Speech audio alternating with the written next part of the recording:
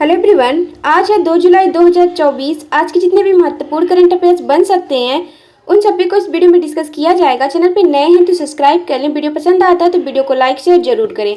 ये वीडियो आने वाली सभी एग्जाम के लिए महत्वपूर्ण होगा जिसमें करंट अफेयर्स पूछा जाता है। अगर आप डेली करंट अफेयर्स का टेस्ट देना चाहते हो तो आप हमारे टेलीग्राम ग्रुप से जुड़ सकते हैं, जिसका लिंक आपको डिस्क्रिप्शन बॉक्स में मिल जाएगा,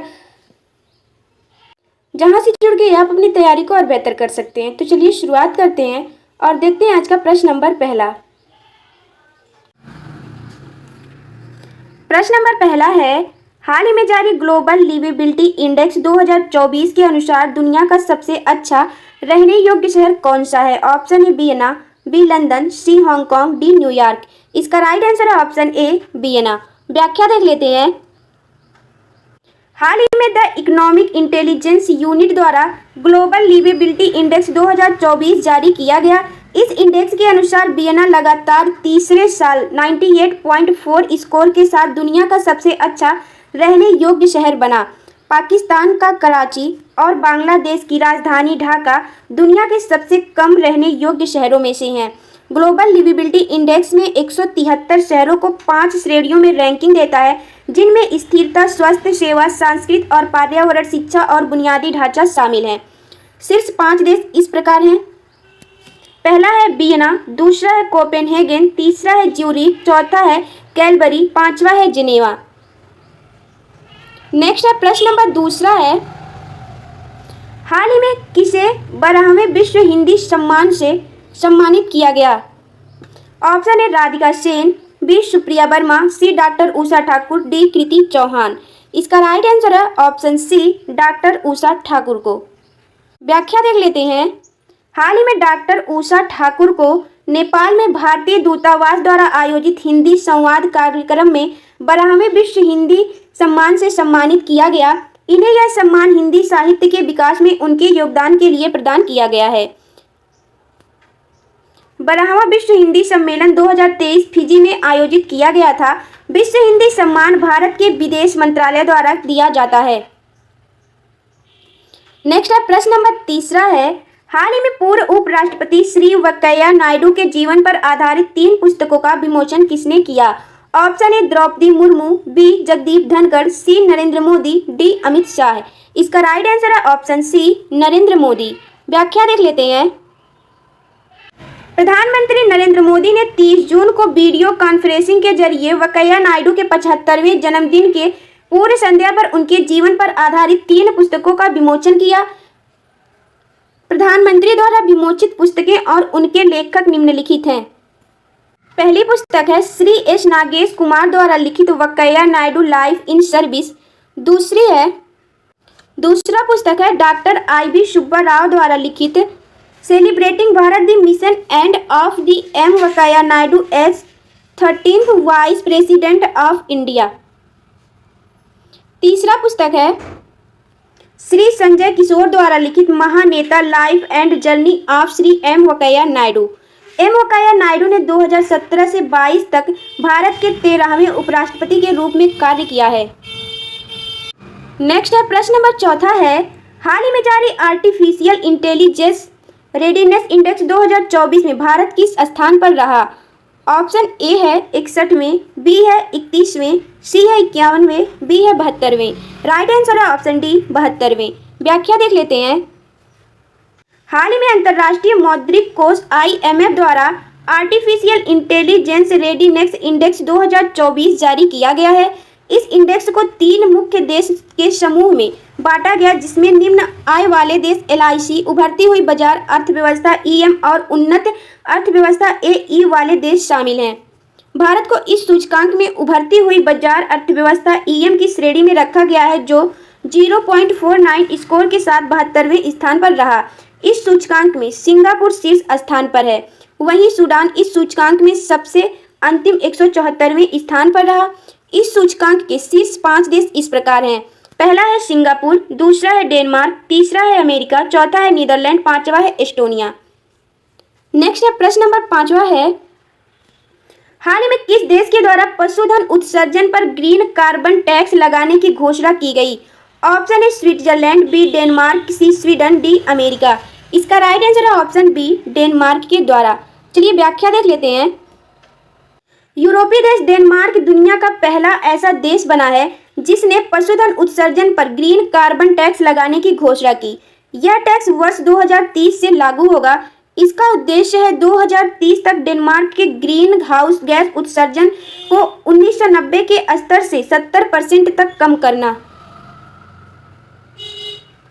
नेक्स्ट प्रश्न नंबर 6वां है, हाल ही में किस संस्था के द्वारा 29वीं वित्तीय स्थिरता रिपोर्ट 2024 जारी किया गया? ऑप्शन ए विश्व बैंक, बी अंतर्राष्ट्रीय मुद्रा कोष, सी आर्थिक मंच, डी भारतीय रिजर्व बैंक। इसका राइट आंसर है ऑप्शन डी भारतीय रिजर्व बैंक के द्वारा। चलिए व्याख्या देख लेते हैं। यह रिपोर्ट 2008-9 के वैश्विक मंदी के बाद हर 3 महीने पर भारतीय रिजर्व बैंक द्वारा यह रिपोर्ट जारी किया जाता है, जिसमें वित्तीय सेक्टर की स्थिति का पता चलता है। इस रिपोर्ट के अनुसार 2024-25 के अंत तक बैंकों का सकल एनपीए अनुपात घटकर 2.5% पर आ सकता है। वहीं बैंकों का सकल एनपीए मार्च 2024 तक घटकर 12 साल के निचले स्तर 2.8% पर आ गया है। नेक्स्ट है प्रश्न नंबर 7वां है, हाल ही में विश्व का सबसे बड़ा नौसैनिक अभ्यास रिम ऑफ द पैसिफिक का आयोजन कहाँ किया गया? Option A Borneo, B Lakshadweep, C Alaska, D Hawaii द्वीप। इसका राइट आंसर है ऑप्शन डी हवाई द्वीप। व्याख्या देख लेते हैं। हाल ही में विश्व का सबसे बड़ा रासायनिक अभ्यास रिम ऑफ द पैसिफिक हवाई द्वीप अमेरिका के पर्ल हार्बर में आयोजित किया जा रहा है। यह इस अभ्यास का 29वां संस्करण है, जिसकी थीम एकीकृत, एकजुट और मुस्तैद है। इस अभ्यास में भारत की ओर से दक्षिण सागर और प्रशांत महासागर में तैनात भारतीय नौसेना का स्वदेशी जहाज INS शिवालिक शामिल हुआ। इस अभ्यास का उद्देश्य नौसेना के बीच आपसी सहभागिता की क्षमताओं को बढ़ाना और साझा विश्वास का निर्माण करना है। नेक्स्ट है प्रश्न नंबर 8वां है, हाल ही में यूरोपीय परिषद के अध्यक्ष के रूप में किसे नियुक्त किया गया? Option A Justin Trudeau, B Antonio Costa, C Charles Michel, D Ursula von der. इसका राइट आंसर है ऑप्शन बी एस्टोनियो कोस्टा को।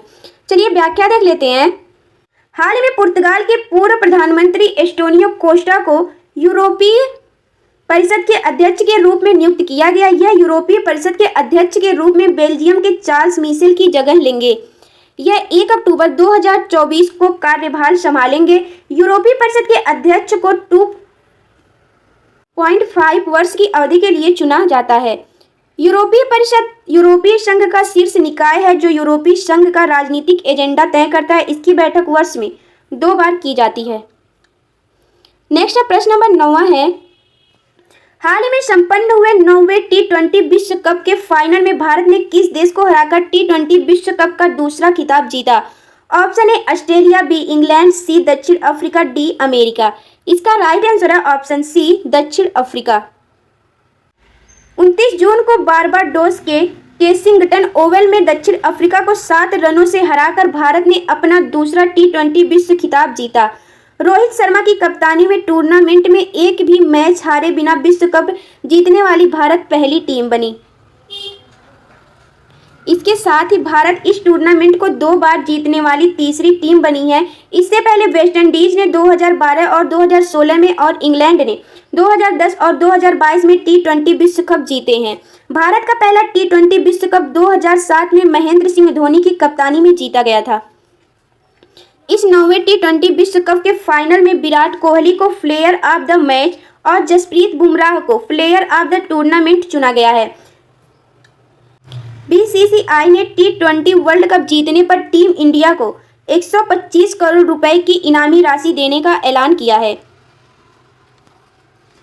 ICC पुरुष T20 विश्व कप 2024 में 20 अंतर्राष्ट्रीय टीमों ने 1 से 29 जून तक वेस्टइंडीज और USA में संयुक्त रूप से 55 मैच खेले।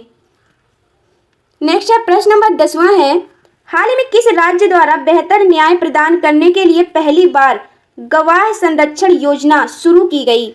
Option A Uttar Pradesh, B Assam, C Orissa, D Rajasthan. Right answer है ऑप्शन बी असम में। असम राज्य सरकार के द्वारा बेहतर न्याय प्रदान करने के लिए पहली बार गवाह संरक्षण योजना शुरू की गई है। चलिए व्याख्या देख लेते हैं। 29 जून को निष्पक्ष न्याय प्रणाली सुनिश्चित करने के लिए असम के मुख्यमंत्री हेमंत बिस्वा शर्मा द्वारा राज्य की पहली गवाह सुरक्षा योजना को मंजूरी दी गई है। कैबिनेट ने किसी भी मामले की जांच और सुनवाई के दौरान आसन्न खतरों के खिलाफ गवाहों की सुरक्षा सुनिश्चित करने के लिए भारतीय नागरिक सुरक्षा संहिता 2023 की धारा 398 का अनुपालन सुनिश्चित करने के लिए असम गवाह संरक्षण योजना 2024 को मंजूरी दे दी है। योजना के अनुसार कोई भी गवाह किसी भी मामले में गवाह सुरक्षा आदेश प्राप्त करने के लिए सक्षम प्राधिकारी सदस्य सचिव के माध्यम से निर्धारित प्रपत्र में आवास सुरक्षा के लिए आवेदन कर सकता है। प्रत्येक जिले में सक्षम अधिकारी एक अस्थायी समिति होगी जिसकी अध्यक्षता जिला एवं सत्र न्यायाधीश करेंगे। इस उद्देश्य के लिए राज्य गवाह संरक्षण प्राधिकरण और एक गवाह संरक्षण कोष का भी गठन किया जाएगा। नेक्स्ट प्रश्न नंबर 11 है, दिसंबर 2023 में संसद में पारित किए गए 3 नए आपराधिक कानून कब से लागू होंगे? ऑप्शन ए 2 जुलाई, बी 1 जुलाई, सी 29 जुलाई, डी 30 जून। राइट आंसर है इसका ऑप्शन बी 1 जुलाई से। दिसंबर 2023 में पारित किए गए 3 नए आपराधिक कानून 1 जुलाई 2024 से लागू हो गए। इन 3 नए कानून में भारतीय राष्ट्रीय न्याय संहिता 2023, भारतीय नागरिक सुरक्षा संहिता 2023 और भारतीय साक्ष्य अधिनियम 2023 शामिल हैं। यह 3 नए कानून क्रमशः भारतीय दंड संहिता 1860, आपराधिक प्रक्रिया संहिता 1973 और भारतीय साक्ष्य अधिनियम 1872 की जगह लेंगे। 3 नए आपराधिक कानून को 20 दिसंबर 2023 को लोकसभा से, 21 दिसंबर 2023 को राज्यसभा से मंजूरी मिली तथा राष्ट्रपति द्रौपदी मुर्मू ने 25 दिसंबर 2023 को स्वीकृति प्रदान की। नेक्स्ट क्वेश्चन है, हाल ही में 18वां राष्ट्रीय सांख्यिकी दिवस 2024 किस दिन मनाया गया? ऑप्शन ए 2 जुलाई, बी 30 जून, सी 29 जून, डी 1 जुलाई। राइट आंसर है ऑप्शन सी 29 जून को। व्याख्या देख लेते हैं। प्रत्येक वर्ष 29 जून को राष्ट्रीय सांख्यिकी दिवस मनाया जाता है। इस वर्ष राष्ट्रीय सांख्यिकी दिवस 2024 की थीम है निर्णय लेने के लिए डाटा का उपयोग करें। राष्ट्रीय सांख्यिकी दिवस पहली बार 2007 में मनाया गया है। राष्ट्रीय सांख्यिकी दिवस प्रोफेसर प्रशांत चंद्र महान लोनबिस के जन्मदिन पर मनाया जाता है, जिनका जन्म 29 जून 1893 को हुआ था। नेक्स्ट क्वेश्चन है, प्रश्न नंबर 13 है, हाल ही में किसे कॉमनवेल्थ शॉर्ट स्टोरी पुरस्कार एशिया के खिताब से सम्मानित किया गया? Option A Preeti Lata Maurya, B Saumya Verma, C Deepika Kulkarni, D Ranjana Thakur. इसका राइट आंसर है ऑप्शन डी संजना ठाकुर को। संजना है, रंजना नहीं है। हाल ही में संजना ठाकुर को कॉमनवेल्थ शॉर्ट स्टोरी पुरस्कार एशिया के खिताब से सम्मानित किया गया। उन्हें यह पुरस्कार उनकी शॉर्ट स्टोरी ऐश्वर्या राय के लिए प्रदान किया गया है। संजना ठाकुर यह पुरस्कार पाने वाली तीसरी भारतीय हैं। इससे पहले पराशर कुलकर्णी 2016, कृतिका पांडे को 2020 में इस पुरस्कार से सम्मानित किया जा चुका है। यह पुरस्कार कॉमनवेल्थ देशों के 18 वर्ष से अधिक आयु के नागरिकों को प्रदान किया जाता है। यह पुरस्कार में समग्र विजेताओं को 5,000 पाउंड तथा क्षेत्रीय विजेताओं को 25,000 पाउंड की पुरस्कार राशि प्रदान की जाती है। नेक्स्ट क्वेश्चन है, हाल ही में टेस्ट क्रिकेट में सबसे तेज दोहरा शतक बनाने वाली महिला क्रिकेटर कौन बनी है? Option A Smriti Mandhana, B Harmanpreet Kaur, C Shafali Verma, D Mithali Raj. Right answer है ऑप्शन सी शेफाली वर्मा। चलिए व्याख्या देख लेते हैं। 28 जून को भारत की सलामी बल्लेबाज शेफाली वर्मा ने दक्षिण अफ्रीका के खिलाफ एकमात्र टेस्ट के दौरान ऑस्ट्रेलिया की एनाबेल सदरलैंड को पीछे छोड़ते हुए महिला टेस्ट क्रिकेट के इतिहास में सबसे तेज दोहरा शतक बनाया। शेफाली ने सिर्फ 194 गेंद में अपना दोहरा शतक पूरा किया। शेफाली वर्मा पूर्व कप्तान मिताली राज के बाद टेस्ट क्रिकेट में दोहरा शतक बनाने वाली दूसरी भारतीय महिला खिलाड़ी बन गई हैं। नेक्स्ट है प्रश्न नंबर 15 है, हाल ही में किसे भारत का नया विदेश सचिव नियुक्त किया गया? Option A S Subrahmanyam, B Vikram Misri, C Jagmohan Kulkarni, D Mohan Kwatra. इसका राइट आंसर है ऑप्शन बी विक्रम मिस्त्री को। हाल ही में भारत का नया विदेश सचिव विक्रम मिस्त्री को नियुक्त किया गया। व्याख्या देख लेते हैं। विक्रम मिस्त्री इस महत्वपूर्ण राजनीतिक भूमिका में विनय मोहन क्वात्रा का स्थान लेंगे।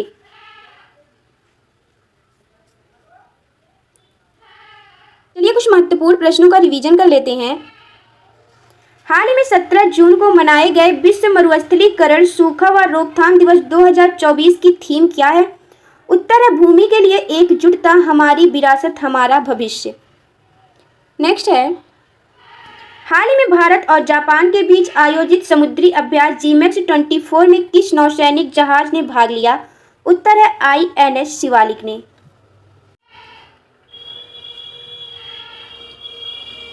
नेक्स्ट क्वेश्चन है, हाल ही में चर्चा में रहा पुस्तक सोर्स माई कोड बिगनिंग्स किसकी आत्मकथा है? उत्तर है बिल गेट्स का। चर्चा में रही पुस्तक सोर्स कोड माई बिगनिंग्स जो है बिल गेट्स की आत्मकथा है। नेक्स्ट है, हाल ही में 9वां राष्ट्रीय योग ओलंपियाड 2024 का आयोजन कहाँ किया गया? उत्तर है मैसूर में। 9वां अंतर्राष्ट्रीय योग ओलंपियाड 2024 का आयोजन जो है मैसूर में किया गया है। नेक्स्ट है, हाल ही में जारी सतत विकास रिपोर्ट 2024 में भारत की रैंक क्या है? उत्तर है 109वां। हाल ही में जारी सतत विकास रिपोर्ट 2024 में भारत की रैंक जो है 109वां है। इस प्रश्न का आंसर आप सभी को कमेंट बॉक्स में बताना है। हाल ही में उत्तर प्रदेश सरकार द्वारा प्रदेश के किस हवाई अड्डे को एशिया प्रशांत ट्रांजिट हब के रूप में विकसित करने की योजना का अनावरण किया गया? ऑप्शन ए कुशीनगर अंतर्राष्ट्रीय हवाई अड्डा, बी नोएडा अंतर्राष्ट्रीय हवाई अड्डा, सी अयोध्या अंतर्राष्ट्रीय हवाई अड्डा, डी लाल बहादुर शास्त्री अंतर्राष्ट्रीय हवाई अड्डा। इसका राइट आंसर क्या होगा आप सभी को कमेंट बॉक्स में बताना है। वीडियो पसंद आया तो वीडियो को लाइक करें, चैनल को सब्सक्राइब करें। डेली करंट अफेयर्स के लिए आप हमारे टेलीग्राम ग्रुप से जुड़ सकते हैं, जिसका लिंक आपको डिस्क्रिप्शन बॉक्स में मिल जाएगा, जहां से जुड़ के आप अपनी तैयारी को और बेहतर कर सकते हैं। आज के वीडियो में बस इतना ही। मिलते हैं कल नेक्स्ट वीडियो में, तब तक के लिए जय हिंद।